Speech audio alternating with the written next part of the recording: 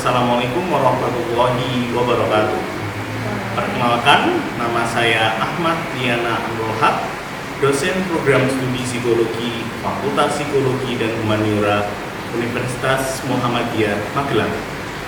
Pada kesempatan siang hari ini, saya akan mempraktekkan proses pengajaran pada mata kuliah Psikologi Konseling dengan kode KPT 030801 347. Pada pertemuan ke-14 ini, capaian pembelajaran mahasiswa adalah mahasiswa akan belajar mengenai konseling pranikah.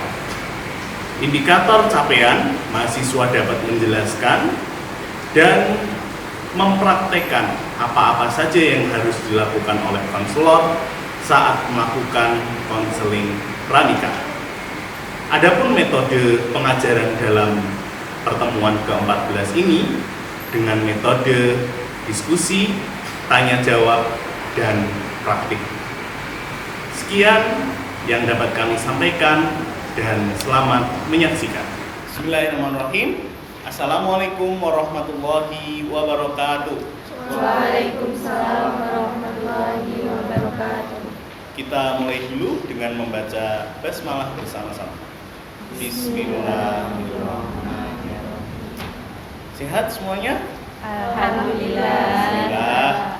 Meskipun cuaca di luar sedang hujan, kita harap semua masih semangat untuk mengikuti mata kuliah psikologi konseling pada pertemuan ke-14 ini.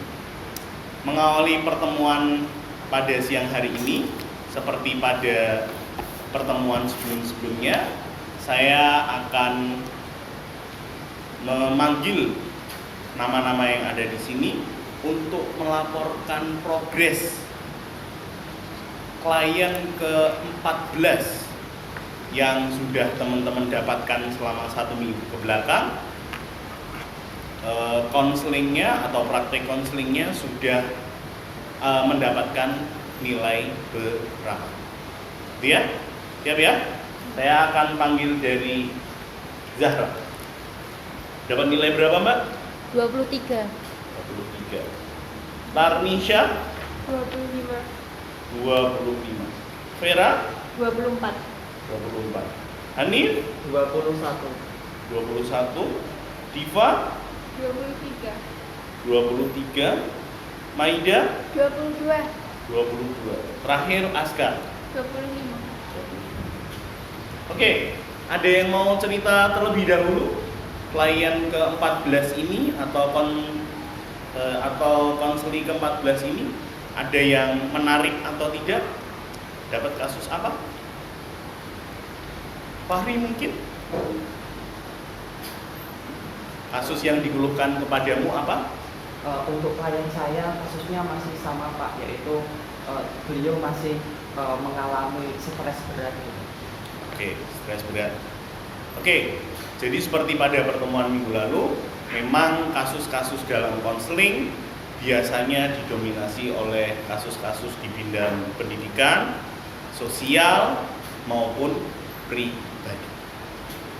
Oke, jadi pertemuan minggu depan, pertemuan terakhir 15, kalian akan punya PR satu lagi klien, satu lagi konseling yang harus kalian lakukan konseling, praktik konseling secara online atau atau dengan telepon boleh maupun dengan chat boleh, menggunakan chat email juga. Oke, siap untuk melanjutkan materi? Siap. Oke, materi selanjutnya di pertemuan 14, setelah kita kemarin membahas tentang konseling keluarga. Oke, hari ini kita akan membahas satu step lebih tinggi lagi dalam konseling, yaitu konseling pranikah. Kenapa materi ini kami rancang diberikan pada pertemuan akhir? Salah satu alasannya adalah sebagai bekal teman-teman nanti mbok menawa kebijakan Kementerian Agama tentang menempatkan setiap psikolog di setiap kantor urusan agama atau KUA guna memberikan layanan konseling atau edukasi bagi masyarakat luas pada umumnya betul-betul terwujud, betul-betul terrealisasi. Karena memang pada dasarnya orang mau menikah itu ya memang butuh persiapan secara psikis, tidak hanya matang secara fisik. Loh, kok bisa begitu Pak Amrul? Bagaimana ceritanya? Orang yang baru kita kenal 1, 2 tahun, 3 tahun, atau bahkan 1 bulan, 2 bulan berkomitmen untuk menjalin hidup selama-lamanya sampai maut memisahkan. Kalau itu tidak dipersiapkan, yang dikhawatirkan nanti adalah siapa tahu di perjalanan ada kerikil-kerikil, ada batu-batu yang menghalangi proses pernikahan mereka menuju mawaddah dan sakinah, tidak bisa mereka selesaikan. Dan tugas kita sebagai seorang sarjana psikologi nanti yang sudah punya kompetensi untuk bisa melakukan konseling diharapkan dapat membantu calon-calon pengantin untuk bisa lebih maksimal, lebih percaya diri untuk menghadapi proses setelah menikah. Oke, kita lihat dulu di slide. Dikatakan bahwa konseling adalah hubungan timbal balik antara konselor dan klien yang dilakukan secara tatap muka dan bersifat menolong klien dalam mengatasi permasalahan. Secara umum berarti kita diminta untuk bertatap muka karena posisi kita adalah sebagai konselor, dan posisi orang yang meminta tolong pada kita disebut dengan konseling. Atau dalam bahasa psikolognya, kita sebagai psikolog, orang lain yang meminta tolong kepada kita dinamakan klien.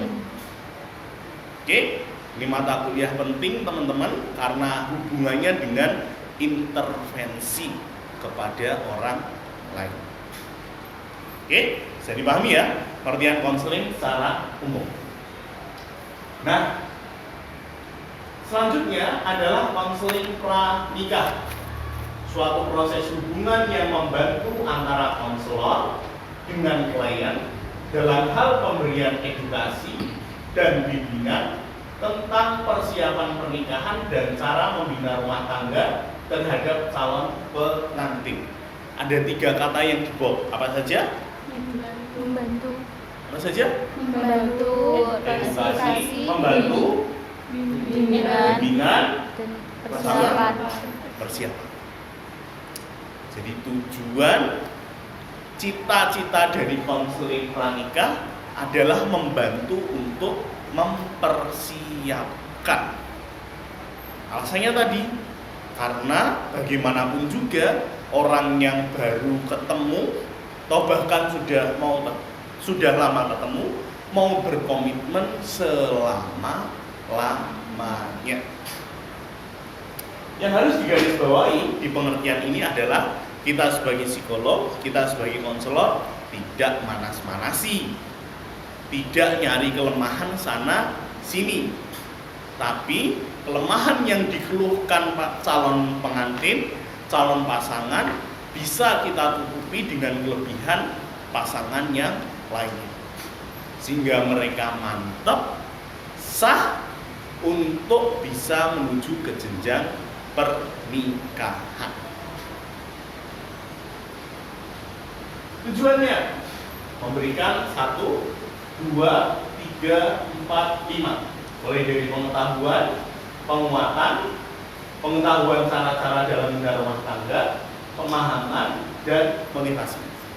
Pertanyaan saya ke teman-teman, ada nggak sekolah atau universitas yang memiliki atau mempunyai program studi jadi orang tua yang baik? Ada atau enggak? Nggak ada. Ada Diva? Nggak ada. Nggak ada. Ada nggak program studi yang gelar sarjananya sarjana pengantin pria teladan? Nggak ada. Ada kan? Sarjana pengantin wanita terbaik? Nggak ada. Kenapa nggak ada? Karena kita menikah dan membangun rumah tangga dasarnya adalah pengalaman kehidupan kita saat kita dididik oleh orang tua kita di masa lalu. Dan konteks masa lalu dan konteks masa sekarang akan sangat jauh berbeda. Oke, orang nikah di zaman sekarang tentu butuh persiapan. Apa contohnya persiapan? Tanisha? Finansial. Finansial. Zahra? Mentalnya.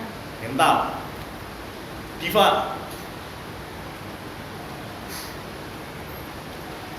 Finansial, mental, butuh apa? Iya, persiapan. Siapa? Support system. Kalau orang dulu mau nikah, ya sudah, bilang saja sama orang tuanya, mantap nikah, sudah, mantap, angkat, jadi.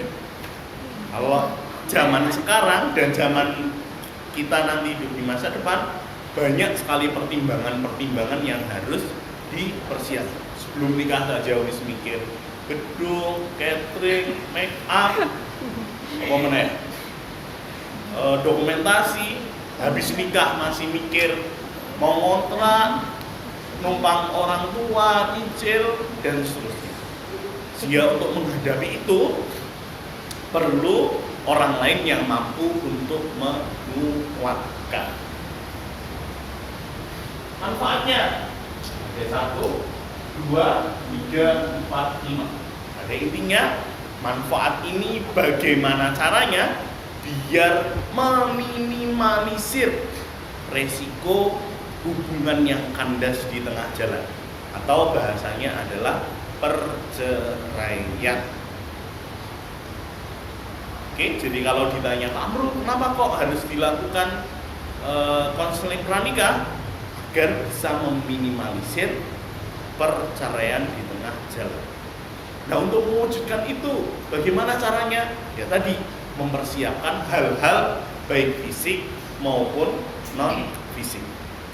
Tahu karakter masing-masing pasangan, tahu pekerjaannya, cara nutup kalau komunikasi pasangan lagi marah gimana, lagi diem gimana, dan seterusnya.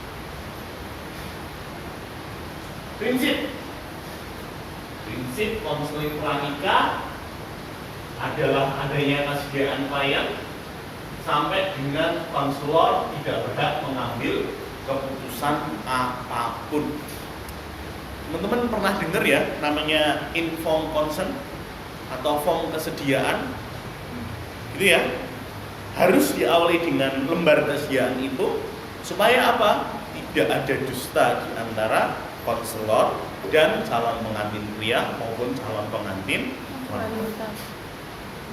Oke, tujuannya apa? Form itu ada di awal biar calon pengantin pria ya sama-sama tahu, calon pengantin wanita juga sama-sama tahu. Oke, sampai pada yang terakhir adalah konselor, psikolog tidak berhak memutuskan apapun. Nah terus haknya sampai mana Pak? Haknya sampai memberikan saran dan masukan. Selebihnya diserahkan kepada calon pasangan pengantin. Kenapa Pak bisa seperti itu? Mbok menawa nanti setelah konseling sama kita justru tidak tambah siap, malah tambah ragu. Itu yang kita hindari. Peran konselor ada berapa? 4. Sebutkan. 1, Fasilitator, 2, Edukator. 3, Motivator. 4. Mediator. Mediator. Fasilitator. jika dalam sesi konseling kita mendapati ada masalah-masalah yang tidak klop atau yang belum klop. Contoh, pasangan pengantin pria dan wanita belum memutuskan. Oke, setelah menikah mau tinggal gimana? Tugas konselor, tugas psikolog adalah memberikan nilai plus dan nilai min. Kalau kontrak ya nilai plusnya ini, nilai minnya ya ini. Oke, kalau tinggal di rumah mertua ya nilai positifnya ini, nilai negatifnya ini. Edukator memberikan tambahan informasi atau pengetahuan baru yang belum sempat mereka tahu. Contoh, sebelum menikah harus daftar persyaratan di KUA harus komplit. Si istri dan suami juga harus cek kesehatan jika tidak ingin menunda omongan. Oke, fasilitas kesehatan yang perlu dirujuk atau perlu didatangi saat terjadi tanda-tanda kehamilan dan seterusnya. Fungsinya memberikan edukasi. 3. Motivator. Kalau pada saat datang ke tempat kita, pada saat datang ke tempat psikolog atau konselor, prosentase keyakinannya baru 80%, kita punya kewajiban, keharusan bagaimana 80 itu bisa berubah jadi 100. Oke? Memberikan motivasi kepada masing-masing pasangan, ini adalah jodoh terbaik dari sekian banyak pengalaman hidup yang pernah dilalui di masa lampau. Dan terakhir adalah mediator. Jika ada permasalahan-permasalahan yang tidak bisa diselesaikan oleh dua pasangan tersebut. Tapi kalau sudah bisa diselesaikan, ya sudah, fungsi ini atau peran ini tidak perlu kita lakukan. Nah, kenapa Pak? Kalau nggak ada konflik, nggak ada masalah, baik-baik saja dan semua berjalan on the track, sesuai perjalanan. Oke, ini yang harus kita kuasai saat kita suatu saat nanti di masa depan jadi konselor pernikahan, jadi psikolog pranikah. Mulai dari komunikatif, fleksibel, mampu menjaga kerahasiaan, kesadaran diri, mampu menjaga stabilitas emosi, menjaga fokus dan keterbukaan. Dan saya yakin kompetensi ini lewat 14 kali kalian ketemu sama orang, konseling sama orang, mendengar curahan hati sama orang, semakin hari akan semakin diasah. Dan itu harus diasah karena ini merupakan sebuah keterampilan atau kompetensi. Etikanya memperoleh kesediaan klien sampai membantu klien dalam menggunakan akal sehatnya. Oke, tadi kita sudah mulai dengan informed consent dan diakhiri tidak mengambil keputusan, ya karena memang tujuannya jika ada masalah di situ, jika muncul konflik di situ, yang perlu kita lakukan sebagai konselor adalah memberikan wawasan akal sehat. Tahapan konseling pranikah. Pertama, perkenalan dan membangun kedekatan dengan klien. Setelah ini kita akan praktik bagaimana kita akan pura-pura menjadi konselor pranikah dan ada teman-teman mahasiswa yang jadi klien. Oke, pengenalan dan membuat kedekatan dengan klien. Nah, bahasa psikologisnya adalah building rapport, membangun kedekatan. Oke, caranya gimana Pak? Ya boleh nanya nama, asalnya dari mana, kesini naik apa, makan belum, terus kenal pasangan sudah dari kapan. Intinya bagaimana klien itu atau konselor itu bisa ngobrol nyaman dengan kita. Oke, itu langkah yang pertama. 2, mengeksplorasi persiapan acara pernikahan. Oke, kita boleh menanyakan syarat pendaftaran pernikahan, bisa cuti kerja, acara hari H pernikahan, tanggal-tanggal penting terkait pernikahan. Baik itu yang berbentuknya materi maupun yang tidak materi. Contohnya, kalau sewa gedung, ya sudah dipastikan gedungnya ter-ACC atau sudah dipinjam oleh kita. Kalau sewa terata, dia pastikan kita sudah menghubungi pihak terata. Sound, makanan, MC, yang isi pengajian, penghulu, dan syarat-syarat administratif maupun non-administratif lainnya. Kita boleh nanya seputar itu. Kemudian setelah itu ada mengeksplorasi persiapan membina rumah tangga. Boleh ditanyakan apakah setelah menikah mau langsung punya momongan, kalau mau ditunda, terus mau tinggal di mana, terus adakah perbedaan budaya di situ. Kita juga perlu untuk menanyakan. Oke. Kemudian kita juga perlu mengidentifikasi karakter, harapan, keinginan, kebutuhan antar pasangan dan teknik manajemen konflik yang dilakukan. Kalau sampai sini ada yang muncul pertanyaan, Pak Amrul, sebaiknya waktu kita konseling pranikah dilakukan secara sendiri-sendiri, terpisah antara calon pengantin putra dan calon pengantin putri, atau dilakukan secara bersama-sama? Yang berani jawab? Tanisha, Ya, bareng atau sendiri? kalau menurut saya lebih efisien ke berdua, karena itu mereka berdua yang akan menjalin hubungan gitu loh Pak. Dan jadi kita dapat mengambil keputusan itu secara sama-sama gitu. Tepat. Saat kita melakukan konseling pranikah, jangan pernah memisahkan pasangan. Contoh, di ruangan ini kita ketemu calon pengantin pria dulu, padahal kita cowok. Kemudian baru dipanggil calon pengantin wanitanya. Jangan pernah dilakukan. Oke?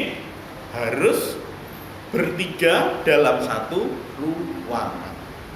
Kenapa? Ya karena kita sedang melakukan motivasi dan edukasi terhadap dua orang sekaligus yang bersiap melangsungkan jenjang pernikahan.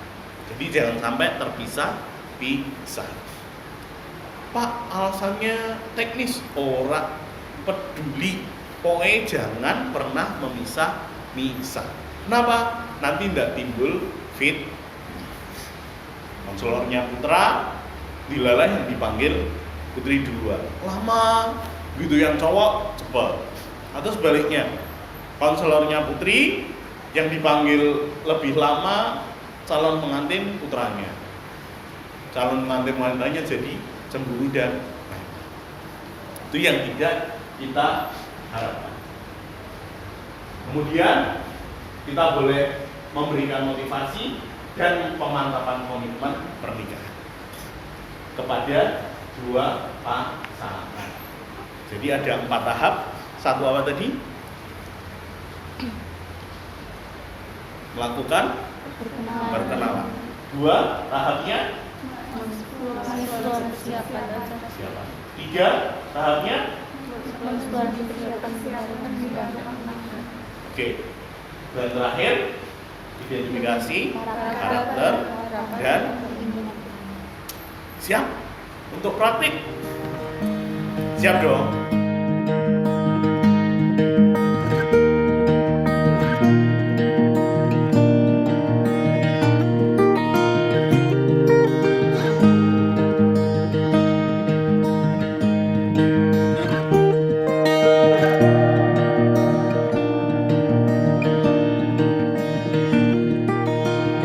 I'm breathing back I was,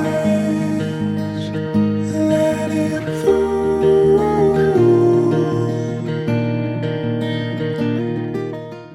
Kira-kira dalam tadi Diva mempraktekkan jadi konselor, apa yang perlu diperbaiki? Zahra, Tanisha, Vera dan Kumai. Kalau dari saya ya, tadi untuk Divanya sendiri tadi masih seperti mau menanyakan apa itu kayak masih ada kayak keraguan gitu, masih kayak bentar deh, ada yang harus di stop dulu. Jadi kayak seharusnya mungkin lebih kayak lebih di ini I don't wanna waste. I'll be locked in your heaven away. I don't wanna waste. Itulah yang kita bicarakan pada pertemuan hari ini. Simulanya adalah konseling pranikah ada berapa jenis? 2. Oke, konseling pranikah normal dan konseling pranikah konteks khusus. Oke. Kemudian kesimpulan yang kedua, kita perlu mendapatkan lembar persetujuan sebelum melakukan konseling dan tidak boleh mengambil keputusan apapun. Yang 3, step dalam melakukan konseling pranikah. 1, tadi apa? Membangun hubungan. Kedua, kesiapan dari kedua belah pihak. oke, eksplorasi kesiapan fisik. 3, Mengeksplorasi Kesiapan. kesiapan membangun rumah tangga. oke, kesiapan mental membangun rumah tangga. 4, Mengidentifikasi karakter. identifikasi karakter. Setelah itu konseling ditutup. Ada pertanyaan sampai di sini? Oke, cukup jelas ya. Oke, pertemuan minggu depan adalah pertemuan terakhir dan jadi klien atau konseling terakhir pada mata kuliah ini. Jadi tolong bisa dimaksimalkan konseling. Kalau tidak ada pertanyaan, kita akhiri dengan membaca hamdalah bersama-sama. Alhamdulillahirrahmanirrahim. Terima kasih banyak atas perhatiannya. Mohon maaf atas segala kekurangan dan kesalahannya. Kita ketemu lagi insya Allah di pertemuan terakhir sebelum UAS. Saya tutup. Assalamualaikum warahmatullahi wabarakatuh. Waalaikumsalam.